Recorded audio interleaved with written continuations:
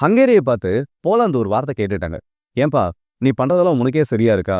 பாதிக்கப்பட்டவன் பக்கத்துல நீ நிப்பன்னு பார்த்தனா, யார் அவனை அடிக்கிறானோ அவங்க கூடயே போய் நின்னுட்டு இருக்கே. நீ செய்யறது சுத்தமா சரியில்ல. இன்னைக்கு ரஷ்யா உக்ரைன் யுத்தத்தில் நீ ரஷ்யாவை ஆதரிக்கிற. ஆனா இதே ரஷ்யா இதுக்கு முன்னாடி வரலாற்றுல உன்னை அடிச்சான்றதை நீ மறந்துடாத. சோ உடனடியா உக்ரைனுக்கு தேவையான உதவிகளை பண்ணணும். இந்த 90 பில்லியன் ஃப்ரீஸ் பண்றதுக்கு முயற்சிகள் எடுத்துட்டு இருக்கல, ஐரோப்பிய ஒன்றியத்தோட ஒரு லோன் பேக்கேஜ், அதை நீ ஃப்ரீஸ் பண்ணக்கூடாதுன்னு சொல்லிட்டு ஒரு கோரிக்கையை ஹங்கேரி முன்னாடி வச்சிருக்காங்க. இதுக்கு ஹங்கேரி நக்கலான ஒரு பதில சொன்னது மட்டும் இல்லாம, உக்ரைன் விஷயத்துல ஹங்கேரியோட முடிவுல யாரும் தலையிட வேணான்றதையும் திரும்ப உறுதிப்படுத்திருக்காங்க. இன்னொரு பக்கம் பார்த்தனா, ஒடிசா போர்ட்ல ரஷ்யாவோட ட்ரோன் மற்றும் ஏவுகணை தாக்குதல் 18க்கும் அதிகமான ட்ரக்ஸை இந்த இடத்துல ஃபயர் பண்ணிருக்கு. இந்த 18 ட்ரக்ஸ் ஆஸ் யூஷுவல் நாட்டோட எக்யூப்மெண்ட்ஸ் அண்ட் வெப்பன்ஸ் உள்ள இருக்கக்கூடிய அந்த ட்ரக்ஸை ரஷ்யா தேடி அழிச்சிருக்காங்க. இந்த மாதிரி ஏகப்பட்ட அப்டேட்ஸ் இந்த ரஷ்யா உக்ரைன் சம்மந்தப்பட்டது இருக்கு. இது எல்லாத்தையும் இந்த ஒரு பதிவில் பார்த்துக்கலாம். ஸோ வாங்க வீடியோக்குள்ள போயிடலாம். நான் உங்களை கீர்த்தன் புஷன், டிபி ட்ரெண்டிங்ஸ்.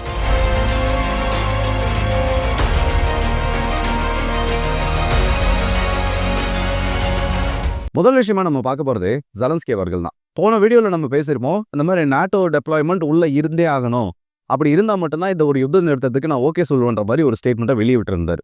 ஆனா திடீர்னு என்ன ஞானோதயம் வந்துச்சோ இல்ல என்ன விதத்துல மாத்தி யோசிச்சாரோ தெரியல, நாட்டோவுக்கு இல்ல அந்த நாட்டோ மெம்பர்ஷிப் உக்ரைனுக்கு கிடைக்கலனாலும் பரவாயில்ல, அது ஃபியூச்சர்ல உக்ரைனோட எதிர்காலத்தை மையப்படுத்தி அப்புறமா எடுக்கக்கூடிய முடிவுகளா இருக்கட்டும்.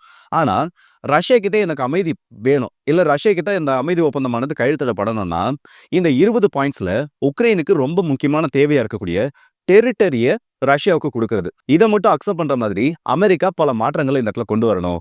ஏன்னா அமெரிக்கா சொல்லியிருக்கக்கூடிய முடிவுகள் முழுக்க முழுக்க நிலங்களை கொண்டு ரஷ்யா கிட்ட கொடுக்கறதா இருக்கே தவிர, நிலங்களை உக்ரைன் வச்சுட்டு அதுக்கப்புறமா ஒரு அமைதியை கொண்டு வர மாதிரி எந்த விதமான முன்னேற்றமும் காமிக்க மாட்டாங்க. சோ நிலங்களை மட்டும் எங்க கிட்ட கொடுத்தா அதுக்கப்புறம் இந்த அமைதி பேச்சுவார்த்தையை தொடங்குறதுக்கு உக்ரைன் தயாரா இருக்காங்கன்ற ஒரு ஸ்டேட்மெண்ட்டை சொல்லியிருக்காரு. அதாவது மறைமுகமா இந்த இடத்துல என்ன சொல்றாருன்னா, நிலத்தை மட்டும் என்கிட்ட கொடுத்துட்டு நீங்க என்ன வேணா அதுக்கப்புறம் ரஷ்யா கிட்ட சொன்னீங்கனாலும் நாங்க கேட்கிறோம். எங்களோட வளங்களை கொடுக்கறதுக்கு தயாரா, இல்ல ஆட்சி மாற்றம் ஏற்படுறதுக்கு தயாரா, எதுவா இருந்தாலும் நாங்க இந்த இடத்துல டீல்ல பேசுறதுக்கு தயாரா இருக்கோம். ஆனா நிலங்களை மட்டும் கொடுக்கறதுக்கு தயாரா இல்லைன்னு கொஞ்சம் கீழே இறங்கி வந்திருக்காருன்னு சொல்லலாம். ஆனா இவர் சொல்றதுக்கு ரஷ்யா அக்செப்ட் பண்ணிப்பாங்களான்னு கேட்டீங்கன்னா கண்டிப்பா கிடையாது. ஏன்னா இப்ப திரும்ப இந்த ஜாப்ரோசியா பகுதிகள் எல்லாம் ஃபிளெமிங்கோ மிசைல்ஸை உக்ரைன் அதிகமா பயன்படுத்த ஆரம்பிச்சிருக்காங்க. அதாவது ஒரு நாளைக்கு சராசரியா ஒரு 2ல இருந்து 3 லான்ச்சாவது இந்த ஃபிளெமிங்கோ மிசைல்ஸை ஃபயர் பண்ணிடுறாங்க. இது இப்ப எப்படி உக்ரைனுக்கு ஃபேவரா மாறிட்டு இருக்குன்னா, ஆல்ரெடி ஸ்டார்லிங்கோட யூசேஜ் இப்போ யுத்தம் நடந்துட்டு இருக்கக்கூடிய அந்த ஃப்ரண்ட் லைன் பகுதிகளில் கிடையாது. அதாவது ரஷ்யர்களுக்கு ஆக்சஸ் கிடையாது. ஏற்கனவே ரஷ்யாவோட பேர்ல அந்த கனெக்ஷன்லாம் கட் பண்ணி விட்டுட்டாங்க. இப்போ ரஷ்யாவுக்கு அது ஸ்ட்ரைக் பண்ண கஷ்டமா இருக்கு. முக்கியமா ட்ரோன் ஸ்ட்ரைக் பண்றதுக்கு ரொம்ப ரொம்ப கஷ்டமா இருக்கு. அதை அட்வான்டேஜா எடுத்துட்டு உக்ரைன் என்ன பண்றாங்கன்னா, திரும்ப ரஷ்யாவோட கண்ட்ரோலுக்கு போன பகுதிகளை அவங்க பிடிக்க ஆரம்பிச்சிருக்காங்க. இது கடந்த ஒரு வாரத்துல மட்டும் கிட்டத்தட்ட ஒரு 180 ஸ்கொயர் கிலோமீட்டர் அளவுக்கு பிடிச்சதா உக்ரைனோட ஊடகங்கள்ல செய்தி வந்திருக்கு. இது உண்மையிலேயே நடந்துட்டு இருக்கு. ஆனா எந்த அளவுக்கு பிடிச்சிருக்காங்கன்னு தெரியல. அந்த 180 கிலோமீட்டர் அவங்க பிடிச்சிருந்தாங்கன்னா, ஒரு மாசத்துல ரஷ்யா பிடிச்ச பகுதிகள், ரொம்ப கஷ்டப்பட்டு பிடிச்ச பகுதிகளை வெறும் 10 நாள்ல உக்ரைன் பிடிச்சதுக்கு சமம். அந்த அளவுக்கு அவங்களோட சக்சஸ் ரேஷியோன்றது இருக்கு. சோ இது எல்லாத்துக்குமே ரஷ்யா முடிவு கட்டினா கூடிய சீக்கிரத்துல பேச்சுவார்த்தைகளை நடத்தினா மட்டும்தான் முடியும்.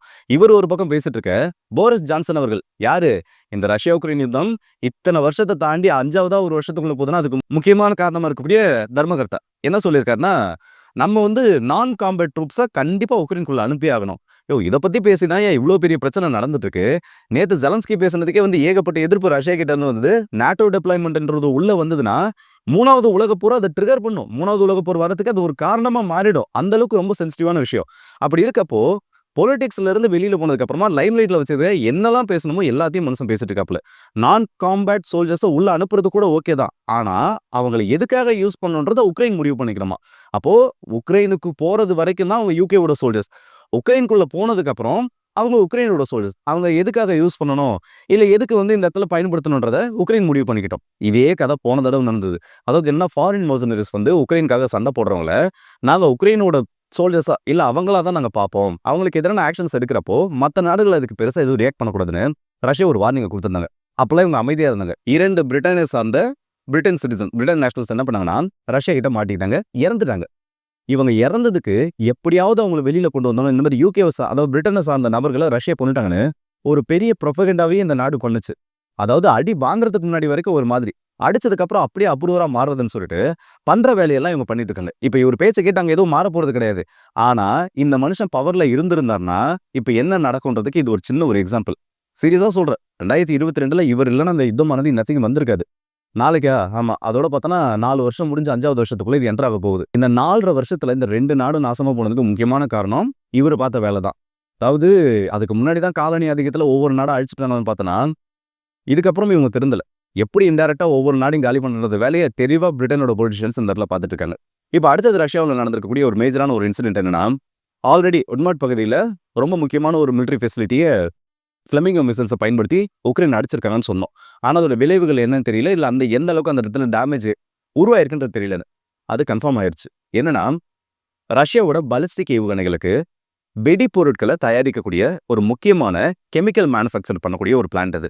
அதுல பெரிய பாதிப்பு ஏற்படலனாலும், அந்த பகுதிய உக்ரைன் தாக்குறது ரஷ்யாவுக்கு பெரிய ஒரு அலார்மா மாறி இருக்கு இந்த இடத்துல. ஏன்னா இப்போதைக்கு ஃப்ளெமிங்கோ மிசைல்ஸ்ல வார்ஹெட் செக்ஷன் ரொம்ப கம்மி. அண்ட் அது மட்டும் இல்லாம அதோட அக்யூரசின்றது கம்மி. இத பின்னாடி அப்கிரேட் பண்ற வேலையில உக்ரைன் இறங்கிட்டு இருக்காங்க. நாளைக்கு இதே ஏவுகணைகள் அதிக பவர்ஃபுல்லா உள்ள வரப்போ, அது ரஷ்யாவுக்கு ரொம்ப பெரிய ஒரு தலைவலியா மாறும். இதுலயே இன்னும் கிலோகிராம் வார்ஹெட்ஸ்ன்றது அதிகமாகறப்போ, அது பங்கர் பஸ்டர் மிசைலாவும் ஆக்ட் ஆகும். அந்த ஒரு அம்யூனிஷன் ஃபேக்டரி மட்டும் அழிக்கப்பட்டுச்சுன்னா, ரஷ்யா ரொம்ப பெரிய ஒரு அழிவை இந்த இடத்துல சந்திப்பாங்க. சோ ரஷ்யா ரொம்ப கவனமா இருக்க வேண்டிய ஒரு கட்டாயத்தை நோக்கி இந்த இடத்துல தள்ளப்பட்டிருக்காங்க. இப்ப ஹங்கேரியோட கதைக்கு வருவோம். போலந்தோட ஃபாரின் மினிஸ்டர் ரடோல்ஃப் சிக்ரோஸ்கி ஒரு ஈவென்ட்ல பேசுறாரு. அப்படி பேசுறப்ப என்ன சொல்றாருன்னா, ஹங்கேரி ரஷ்யாவுக்கு ரொம்ப ஆதரவான ஒரு நிலைப்பாட்டை எடுத்திருக்காங்க. பொதுவா நியாயமானது பாதிக்கப்பட்டவர்களோட தரப்புல நிக்கணும். ஆனா இந்த இடத்துல பாதிக்கப்படக்கூடிய உக்ரைன் பக்கம் நிக்காம அக்ரஸரா இருக்கக்கூடிய ரஷ்யா பக்கம் நீங்க நின்னுட்டு இருக்கீங்க. இது அந்த யூரோப்பியன் யூனியனோட அந்த ஹெல்த்னஸ்க்கு ரொம்ப பெரிய ஒரு பாதிப்பா மாறி இருக்கு. உக்ரைனை காப்பாத்துறது நம்மளோட ரொம்ப முக்கியமான வேலை. எதுக்கு காப்பாத்தணும்? ரஷ்யா அக்ரஷன் காட்டுறான்ல, அதனால உக்ரைனை காப்பாத்தணும். சரி, இப்போ உக்ரைனை காப்பாத்தினால யாருக்கு என்ன லாபம்? யாருக்கு எந்த லாபமும் இல்ல. உக்ரைன் நல்லா இருப்பாங்க. இப்போ உக்ரைன் கேஸ பிளாக் பண்றதுனாலயும், இல்ல எனக்கு வரக்கூடிய ஆயில பிளாக் பண்றதுனால யாருக்கு நஷ்டம்? உங்களுக்கு தான் நஷ்டம். அப்ப முடிவை யார் எடுக்கணும்? நாங்க தான் எடுக்கணும். இதுதானே ஹங்கேரியோட பதிலா இருக்கணும். ஆனா தலைவர் பேசி முடிச்சதுக்கு அப்புறமா, அதாவது இவர் எல்லா அக்யூசேஷனையும் இந்த இடத்துல வச்சுட்டாரு. உக்ரைனுக்கு நீங்க சப்போர்ட்டா இருக்கணும். ரஷ்யா பக்கம் நிக்கக்கூடாது. ஏற்கனவே நீங்க ரஷ்யானால பாதிக்கப்பட்டிருக்கீங்க. ஏன்னா ஹங்கேரிக்கும் ரஷ்யாவுக்கும் நடுவுமே, அதாவது சோவியத் யூனியன் அதுக்கு முற்பட்ட காலத்துல ஹங்கேரியோட நிலப்பரப்பும் இவங்களுக்கு நடுவுல பிரச்சனை இருந்திருக்கு. அது எல்லாம் இப்ப இந்த இடத்துல இழுத்து விடுற மாதிரி பேசினாரு. ஆனா இது எல்லாத்துக்கும் பதிலா சிம்பிளா முடிச்சிட்டாங்க. உக்ரைனுக்கு உதவுறது பிரச்சனை கிடையாது. ஆனா, உக்ரைன்ல டெமோக்ரஸின்ற ஒண்ணு கிடையாது. சோ, இப்போ உக்ரைன்ல இருக்கக்கூடிய ஆக்ஷன்ஸ்னால என்னோட நாடுக்கு பாதிப்பு ஏற்படுது. இல்ல என்னோட நாடுகளுக்கு பிரச்சனை வருதுன்றப்போ, அத சரி செய்ய வேண்டியது எங்களோட பொறுப்பு. அதுக்கு நாங்க ரஷ்யாவ சப்போர்ட் பண்ணணும்னு அவசியம் கிடையாது. உக்ரைன் என்ன விதத்துல எங்களுக்கு உதவிகள் பண்ணுவாங்களோ, அத செய்யறதுக்கு நாங்க தயாரா இருக்கோம். அப்போ உக்ரைன் மேல இன்டைரக்ட்டா ஒரு பிரஷர் போடுறப்ப தான் ஹங்கேரிக்கு தேவையான விஷயம் நடக்கும்ன்றதையும் தெளிவா சொல்லிட்டாங்க. ரஷ்யன் சைடு அவங்க எடுக்குறாங்கன்றது தெளிவா தெரியுது. அதனால தான் அந்த 90 பில்லியன் லோன்ன்றத ஃப்ரீஸ் பண்ணுது. இந்த போலாந்து இதுல அதிகமா இன்வால்வ் ஆகுறதுக்கான ஒரு முக்கியமான காரணம் என்னன்னா, இவங்களுக்கு உக்ரைன் மேல அக்கறை இல்ல. ரஷ்யா மேல இருக்கக்கூடிய வெறுப்பு, ரஷ்யா மேல இருக்கக்கூடிய அந்த ஒரு காண்ட உக்ரைனோட ஆதரவா இந்த இடத்துல காமிச்சிட்டு இருக்காங்க. இப்ப போலந்து சொல்றது அவங்களோட பாயிண்ட் ஆஃப் வியூல கரெக்ட். ஆனா ஹங்கேரியோட பாயிண்ட் ஆஃப் வியூல பாத்தீங்கன்னா, அவங்களுக்கு ஒரு ₹10 லாபம் கிடைக்கலன்றப்போ, அவங்க அதுக்கு தேவையானத அந்த இடத்துல செய்வாங்க. நான் திரும்பவும் சொல்றேன், ஜியோ பொலிட்டிக்ஸ்ல எல்லாமே இப்படிதான் இந்த இடத்துல நடந்துட்டு இருக்கும்.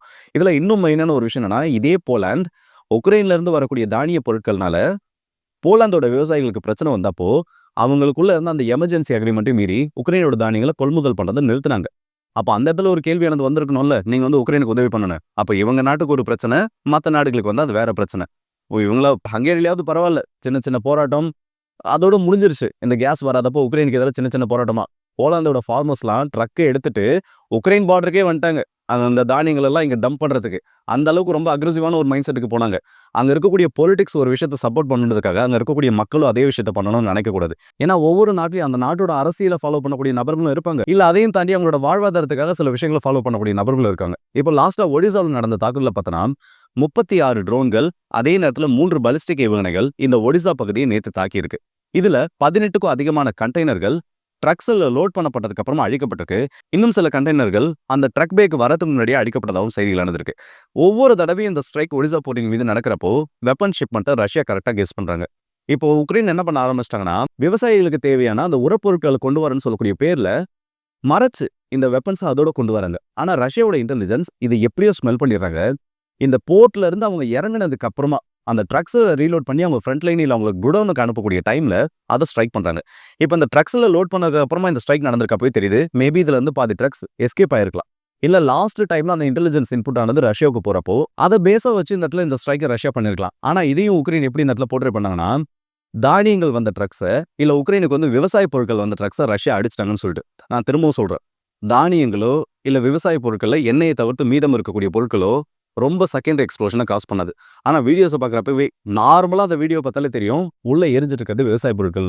ஒரு ஆயுதத்தை உள்ள எடுத்துட்டு வரதுக்கு உக்ரைன் விவசாய பொருட்கள் ஒரு கெமிக்கலாகவே இந்த இடத்துல பயன்படுத்திட்டு இருக்காங்க.